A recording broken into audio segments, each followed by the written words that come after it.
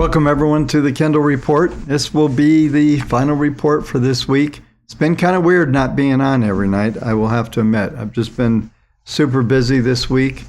I just want to tell everybody that was on Twitter and thank you for all the nice birthday wishes. It was a wonderful day and appreciate it. Big 7-0, 43 years ago, walked in the Chicago Board of Trade. That's hard to believe too. We'll be 43 in September. It's not quite there yet. But yeah, so as you folks may recall, just a couple of announcements. I'm not going to be on the channel probably for the next 2 weeks. I plan on posting some videos up there of some sort, but I'm not sure what is going on. The other thing, the link here is to the indicators. If you want to have the market grid on all the markets, all that stuff, get that. I have got 2 videos left to finish the master class on the indicators, which is included with the purchase.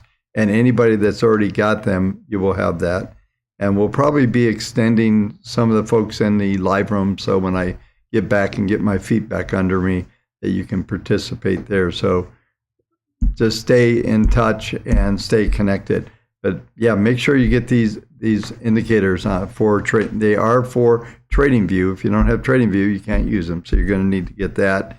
And all the details there are on the information at Kendall Report/indicators. So I just want to do that because I'm trying to help you folks have the numbers. It does support the channel and keeps everything going. So I'm super excited about the next couple of weeks. So I will tell you all about it when I get back. And so let's talk about the end of this week. Let's talk about what's going on in the markets. In general, the markets have continued to go up. The S&P now, I'm just going to do some year-to-date numbers. S&P is down 12.4% on the year. Nasdaq minus 18.7, and the Russell is minus 0.15. Somebody's talking about, I saw in the chat before I came live, am I looking for a case building for an all-time new high? I am not at the moment, and I will try to define. I still think and I'll go through these details here in a minute, but I still think the 43.20, 43.80 is going to be the top of this, and there's just a lot of things yet that has to be reconciled. It looks like Congress is trying to spend another $800 billion on some lame bill. They call it the Inflation Reduction Bill, which it actually being scored by multiple people said it doesn't actually do anything, even positive or negative, but you're screwed when they name a bill like that, right? It's not going to do what they say. They're just it's virtual signaling to all of us peasants out here, and it's just a joke as always. So talk about a couple things, and then I want to talk a little bit about the environment that we're in right now. We have employment numbers coming out in the morning. They're expected to be up 250K. I think we're going to miss on this number. I just have this sneaky suspicion. The employment number is supposed to be the same as last month, 3.6, so unchanged on that one. And I think that we're going to see these employment numbers starting to really implode a bit.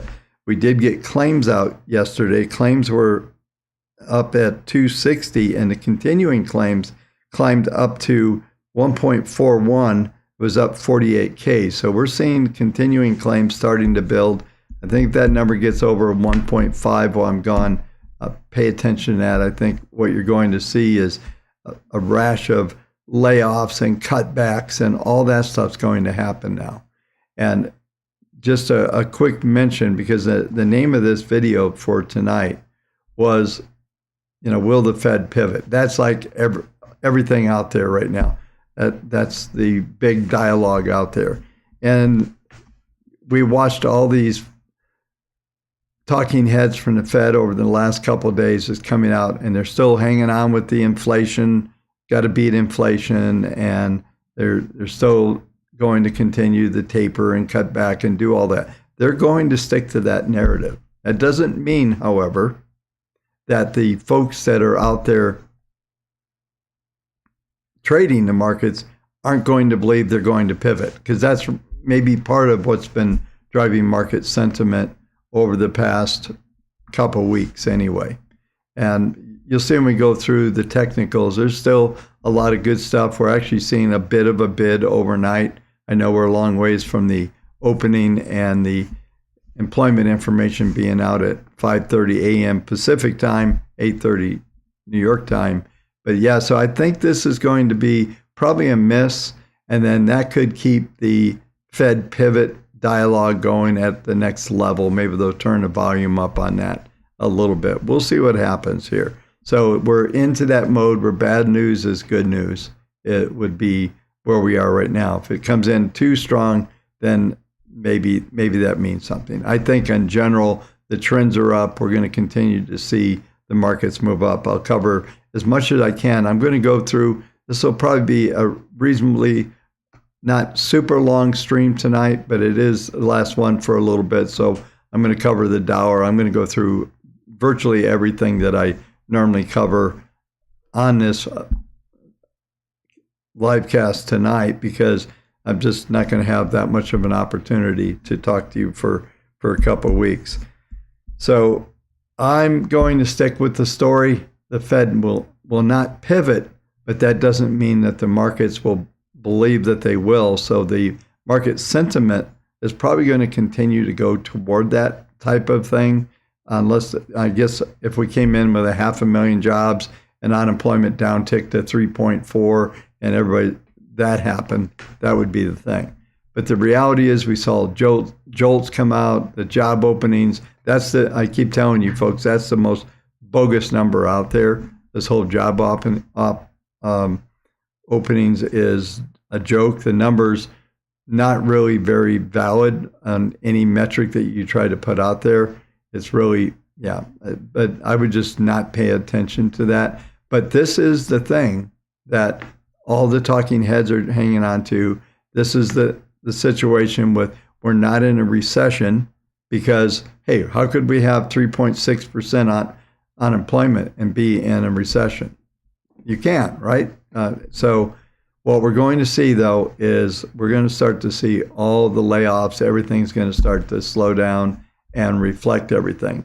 I did a tweet earlier today, and I'm going to cover this market, but there's what crude oil and the 10-year is telling us, that the economy is really starting to lose a lot of traction, and there's some internal breakdown. Now, everybody's acknowledging that, hey, we're expected to see a little bit of a slowdown, but I don't think you're going to be a little bit of a slowdown. I think it's going to be a lot of a slowdown over the next couple months.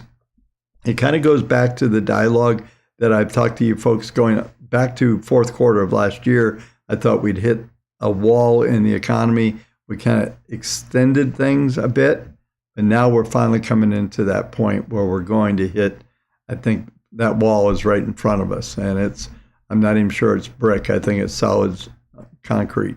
So we'll see what shows up, but I do think there's going to be a lot of backfilling here. Just looking at my notes, and you can see energy going down. I told you folks months ago this energy trade was over. Our models moved to, I believe, 90% in cash on our ETF hack that we did of XLE some months ago, and that's happening. And as far as, I think the market's getting excited about anything tomorrow, it will be, if we get bad numbers, bad number will equal good news. So we'll see how that all sets up. Let's go ahead and take a look at the database, show you what's going on there, and then we'll talk, get into the technicals.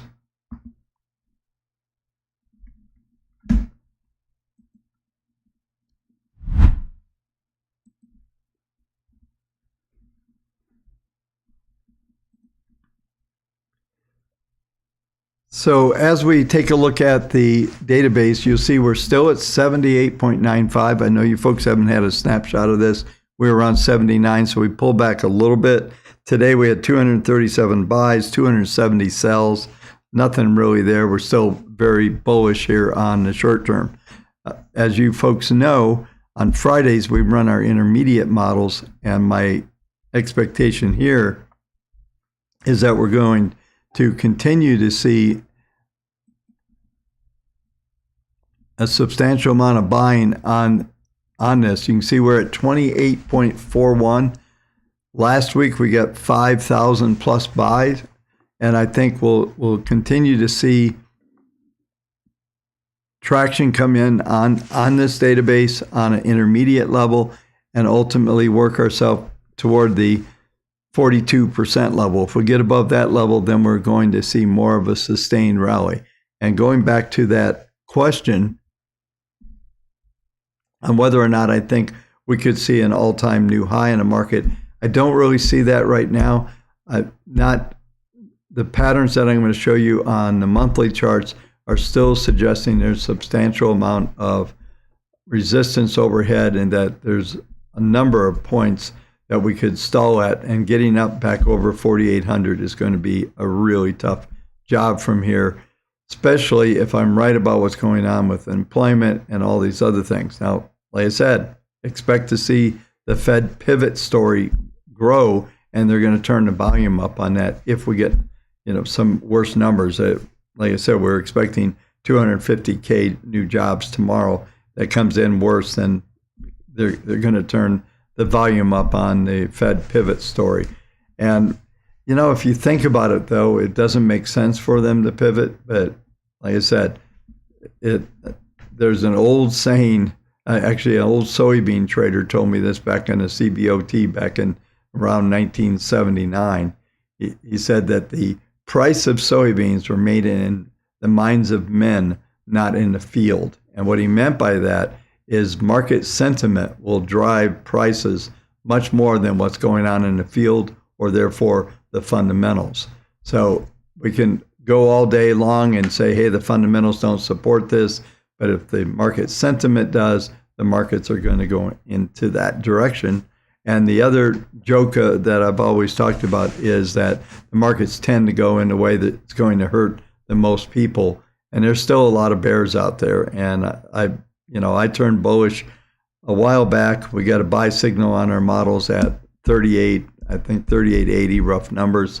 And we got that. We had a lot of rotation coming into our short-term database.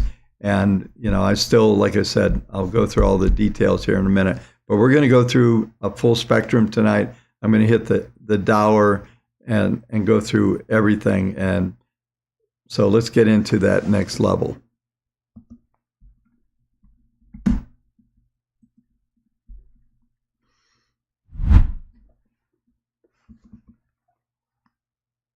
Okay, so here we go with the, I've got the 10-year up here. Let me get the S&P futures up here. This is where the buy signal is. You can see it here, 3878.50 on 718 is where that buy signal came in. Been fairly solid since then. We're seeing PPM1 turning up again. It's at a plus 0.48. PPM2 0.31. That is trend mode. PPM3 is still flat, but it's above its first second derivative, which is all it really needs to be at this phase. And we're seeing that angle of attack, especially on the PPM1 at 0.48. That's going to be quite supportive. And we haven't even been able to get close to that. That's 4,080 is that number. The other day we were able to get down to 84, and the 10-period moving average was 40.80. If you recall, on Sunday night, I talked about the move down to maybe 40.60 or so, 40.80 to 40.60. We got down to 84 is all we were able to get, and that was your last time to buy, and that was 80 handles ago. So far on the upside, we've been able to print 70, 73 has been the high. That's going to be easy unless we get some kind of hit tomorrow to punch out a new high in this move. But we look at the market grid for Friday, and R2 is 83. So far, we've had a high of 62, which is close to an R1. S1 is 37. I expect some volatility early on in the morning. So this is the future. So we might get a spike down to 37. 41.21 would be a big move in this configuration. So we'll see if we can get any kind of downside. But the worst case right now would be an S2 41.21. I'm looking at we've already done R1, but I'm looking at S1 R2, which would print us up into a new high, 41.80. And depending on the numbers and depending if they turn the volume up on this whole Fed pivot story, they could easily print up to R3, which is 42 even, 42.14 is RXT. So that certainly could be a thing, no doubt about it. So just expect that the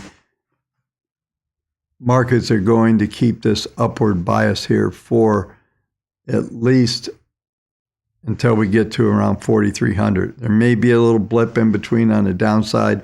The PPM 2 is trying to roll over here, but it's still at trend mode. So be watching that. Those of you that have the indicators, if you don't have them, get them. They're really going to help you a lot. And like I said, the master class will be out as well. So you'll be able to go through that. And I've actually been working on that since last week. I have 3 more videos to go to complete that. So I'm really excited about getting that out there to you folks. So the configuration, though, let's go up to, since I'm not going to be around, let's look at the intermediate trends. We actually got a buy signal on Monday's open. We also, as I mentioned on the database, got 5,000 buy signals on individual symbols, both ETFs, mutual funds, and individual stocks. I expect that to expand on Monday, this coming Monday. So look for that. But we're looking at something interesting here. We got the PPMs are all turning up here on a weekly. PPM 1 is turned down a little bit, but it's flat. And we're above the 21 period moving average, 41.17. As I mentioned in the daily, a move back to 20 S2 would put us back around that 21 week moving average. I expect we'll stay above that. And if you look here, we're seeing PPM 3 is trying to turn up, but that's it. Suggesting that the 40 period moving average at 43.14 could be challenged here. And if we get through that level, then there's another key level that you're going to have to watch out for, and that's going to be on the monthly chart. So I'm going through the full spectrum here. The 10-month moving average, 43.04, and PPM 1 is minus 0.97, and it's down ticking. So there's still a ton of downward pressure here. So the original target for this was 43.20, 43.80. That's still the target range for this particular move. We should see a rejection around that level. Does it make a new low? I don't think so, but we should see a decent rejection from around that 43.20, 43.40. There's a couple other numbers, 42.17 to be watched out, and we could see that tomorrow, actually, just looking at the RXT levels for the daily. But this is monthly graph. The interesting mix, and I went through this the other night, is PPM 1 is up at 0.67. So there's a little bit of a move trying to draw it up above the 42.11, but the PPM 1 is down 0.97. When we see this, we typically will get sandwiched between there. So 42.11, 43.04, and then there's a fib target range that comes in between that 43.20, 43.80. So I'm still convinced that we're going to see those levels. After that point, we should see a decent rejection from those levels, and I think it could be significant, but I do not see a new low in this pattern from this position.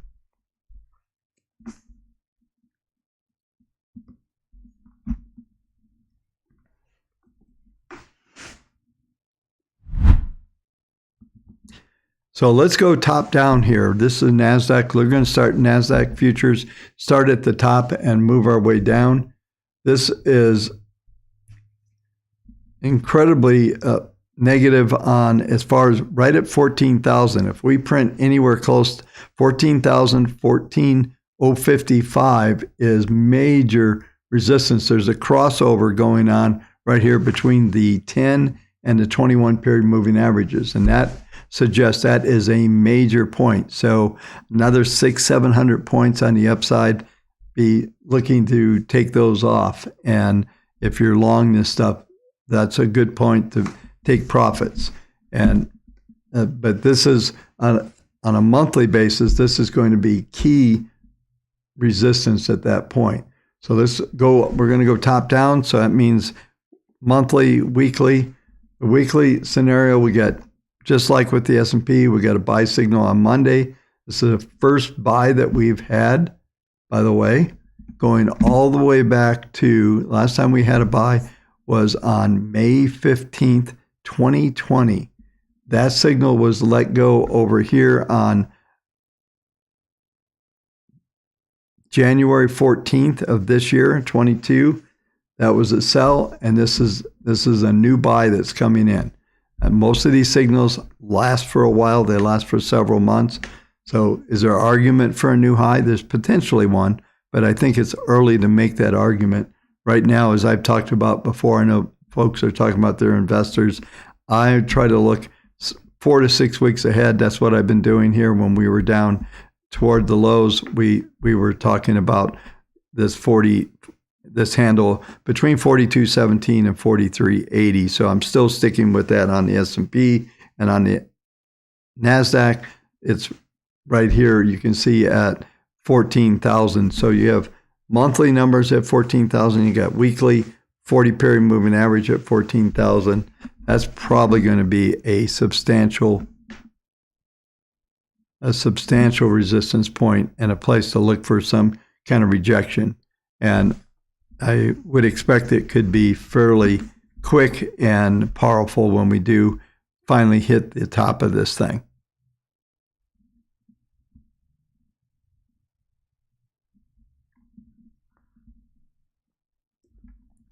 Finally, we'll get to the daily. The daily actually went long. 12,076 was the buy signal back on 6/28. So the Nasdaq signal came in a little sooner. But if you look at the daily, you're getting great acceleration. 0.74 ppm1, 0.47, and 0.22. So we're just about in trend mode across the board. So that whole angle of attack thing is happening.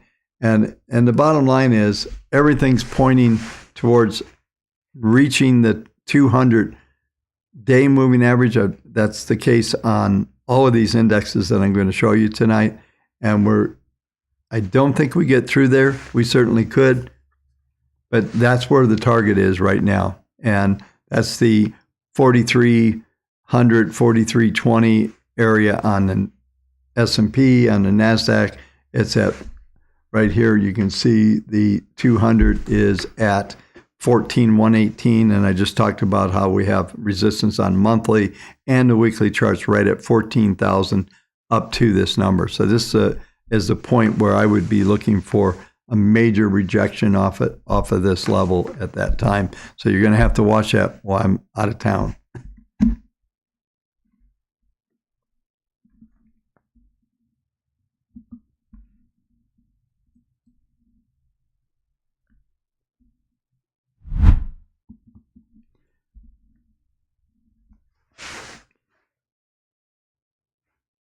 Okay, folks, now we're going to cover the Russel. The Russel also has that nice uptrend. Got a buy signal 1758 back on 718. The same time we got the S&P buy. We're continuing to see this expand, but the Russel has, on a short-term basis, has a more of a mixed picture, but the numbers, pure numbers on the PPMs, 0.38, 0.47.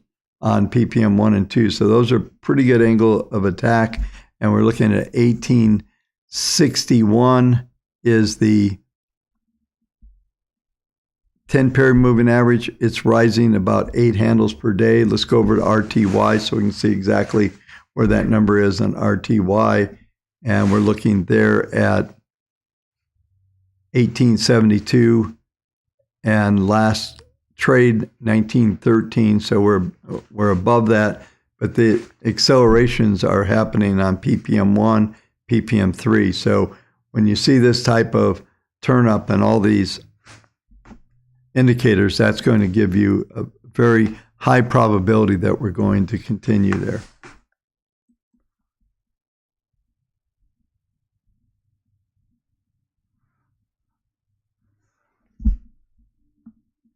So we'll take a look at the weekly Russell.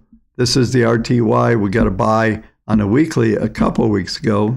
Most the S&P and the Nasdaq got a weekly buy or intermediate buy this week on Monday. This came in the week before, 1808 on the 29th.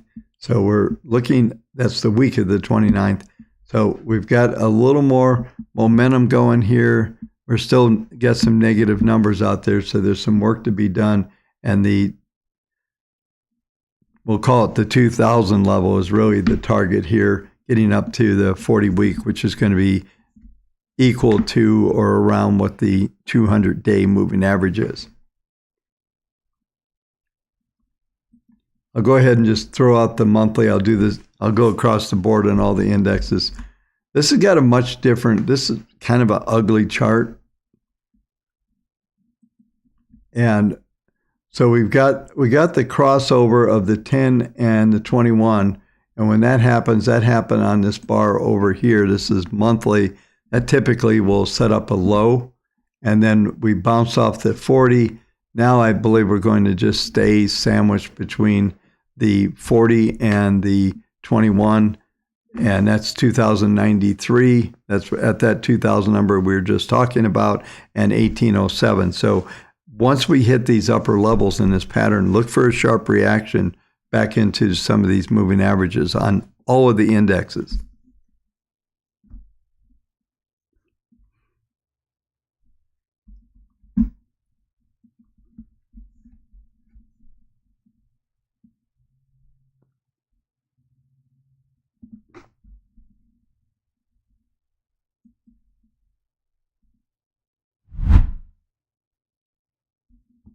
All right, we'll start with the 10-year here, and then we'll go to the Dow after this. I'll start on a monthly, and we're sitting here right on the support on the monthly, which is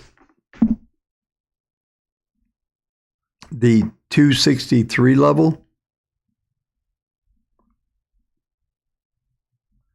And I believe we probably hit the low this week. We printed down to the 252. I didn't think we'd get down to the 250. We have some fib target numbers down around 240, something like that. So this pattern, I think, is substantial from the standpoint of finally hitting the bottom. I know some folks were yelling, buy bonds. I would not buy bonds here. I would definitely, you should have been buying bonds when we were at 360, not at 260. So let's go to the weekly. That was monthly. We actually got weekly signal for higher rates. So we're in neutral phase here as far as the models go, but we are starting to see some things stabilize right here. And absolute worst case is 225, 228. I don't think we'll get there, but anything's possible. I think if the crude oil continues, I'm going to cover that here shortly. If that continues to decline, then you could see more downside on these yields. But I think we're getting pretty close to the end of this pattern here right now. And so look for some stability between the 250 and the resistance now is 283, maximum 295. So we're going to definitely stay underneath the 3% level here for a bit. Going down to daily, I'm just going to do monthly, weekly, daily on all these markets just to give you a little more perspective.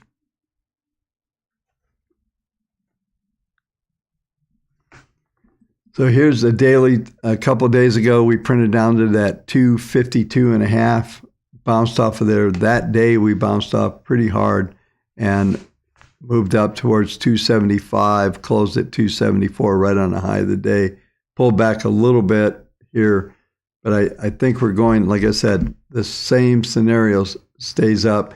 There is fib targets down to 240 and 228. There is some numbers that we just covered looking at the weekly that says that we could go there. So that's a possibility, but I believe that the treasury markets, everything's going to reverse about the same time we get a rejection. So there could be a continuing bias to the downside in yields here for the next couple of weeks, but watch those numbers and look for rejection numbers off of the equities. And I think all of this is going to line up at the same time.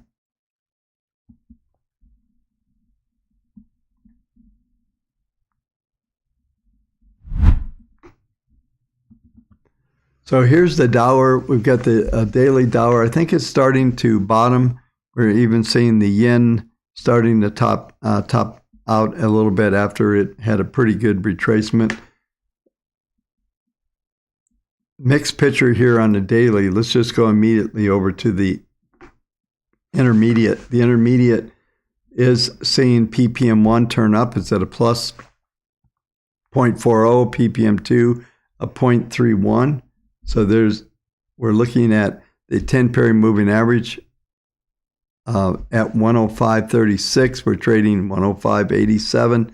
So we're just staying above that. It looks to me we still have fib targets on the upside, 111, 115. So we could resume and see the Dow start to tick up again. And that's what I would watch for. The pivot's going to be, if you look at the fib, if you look at the market grid, 107.40 is basically the pivot on the upside. If I flip this over to a monthly graph, you'll see it just looking at the range. 107.90 is R2, 109 even, we'll call it to 109, we'll call it 110 is the top end of the range expectation for this month.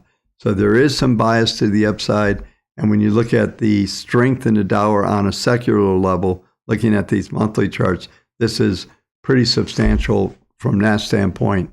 And I don't see a big rollover of any sort. I think if anything, we've got that box formation I talk about in the market grid. I think we stay within that range. And it's a broad range. We're looking at a range of we'll just say S2 103.75 to R2 107.90. That's probably fairly realistic as a potential range for this month.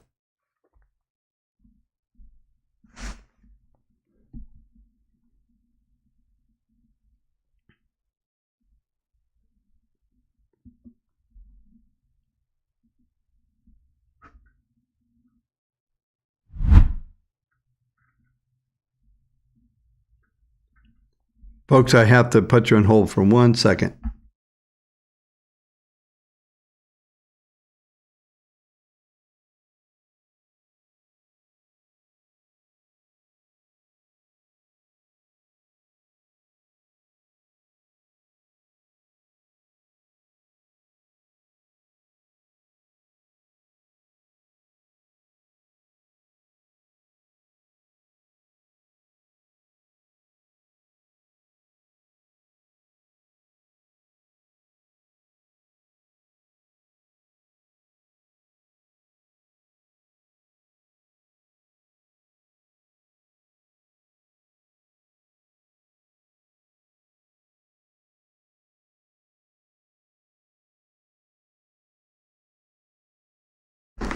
Okay, folks, I'm back. Sorry about that.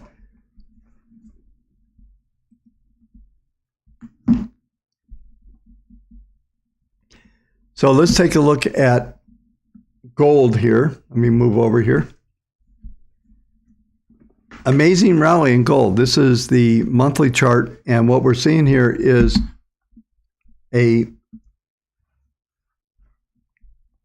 huge rally back over 18. I didn't think we'd see this, actually. I thought it would take much more work. All of a sudden, maybe gold's telling a story as well, right? Look at the PPMs here on the monthly. They're looking like they're ready to turn up, and that the the pattern is becoming very bullish on a secular level, but there's a lot of resistance overhead. We just have to watch out if Peter Schiff gets bullish, then it probably won't work out. So hopefully, the last time we printed up at the high, Raoul Pal and Peter Schiff ganged up and said that gold was going to the roof, to the moon, and it just went straight down after that. So hopefully we don't get those jokers involved. But the bottom line is, let's go to the weekly chart here. This weekly chart, I was talking about this bubble bottom here. We still have negative numbers across the board. So we're right into the resistance 1810. So if we can stay stable for the next couple of weeks, this PPM is going to turn up more, and we're likely to get some things moving higher. Just quick look at the daily. We did get a buy on gold at 1773. No big deal, 25 bucks, but it's starting to look pretty good. There is a number in here that you need to pay attention to. 1827 is a pivot number in this pattern. If we get above that, then we're going to be looking at the 200-day moving average here, 1860 plus.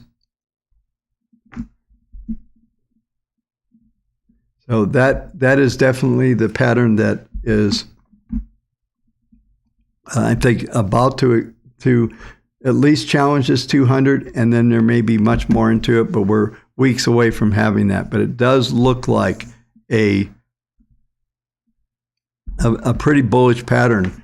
Like I told you, it's been defying gravity, and it probably should have been at 1,600 handle, 1,500 handle when the dollar was going through the roof. The one issue that if I'm right about the dollar and we do get some strength back, then we'll most likely just consolidate here and not being able to get through these levels. My best guess is that we stay under this 1827 pivot.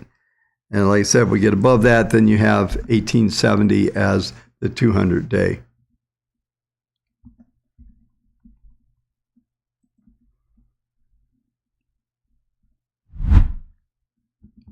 Okay, final market here, folks. We're looking at Bitcoin. This thing just continues to consolidate in this very narrow range. And the driving force here, I'm going to blow this up for a little, just to get a feel for it. We did get a buy at 22,119 back on July 8th. It's still in there, but this is just a terrible pattern on this daily. We're just continuing to just stay sideways in here. So let's take a look at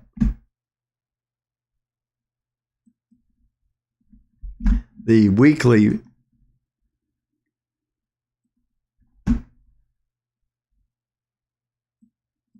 And a couple of things that are happening. This is a new pattern.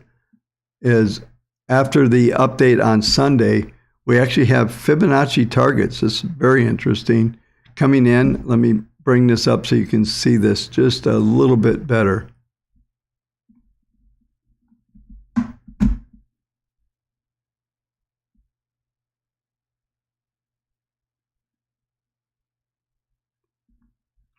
And what we're looking at is 3 fib targets, 33.8. I'm going to round off 39.7 and 43. I think these are, but what it does do is it suggests that we're going to trade back into these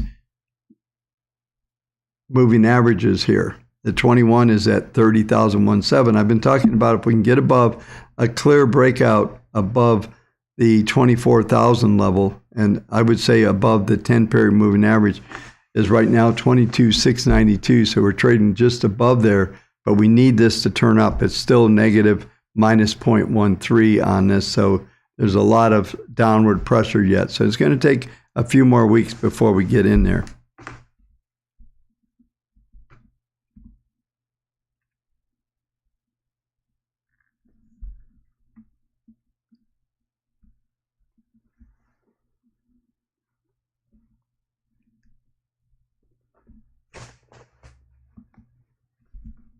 Okay, folks, this is going to do it. Appreciate everybody. Thank you again for all the happy birthday wishes. And I'm not going to, I'll be back, not for 2 weeks actually, it's going to be, but I am going to post some videos from time to time. I'm not sure how extensive or exactly what they're going to be, but I will be posting something. So make sure, I'm just going to tell you again, get the indicators, you got the grid, you got so much more. The master class will be out, and there's some trade setups, there's a bunch of stuff.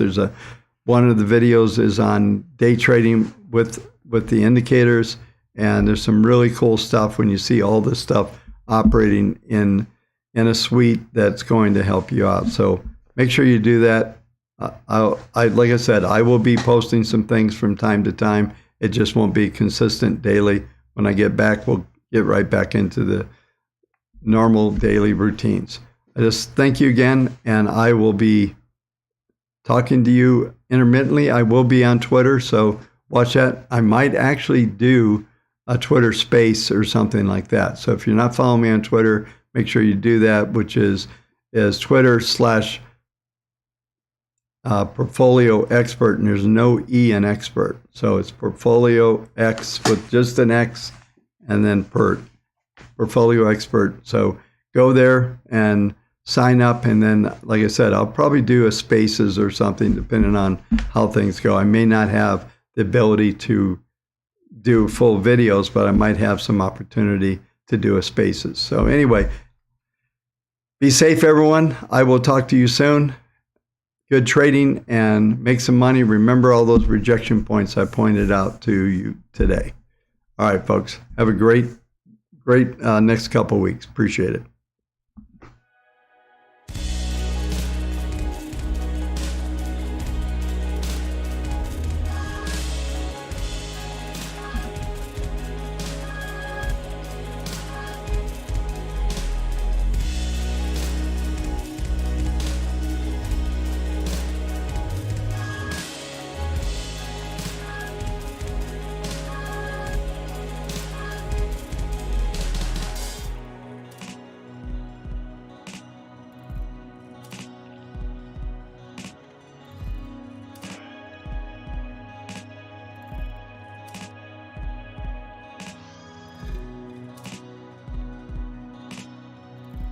Thank you, everyone, for the happy birthday wishes. Appreciate it.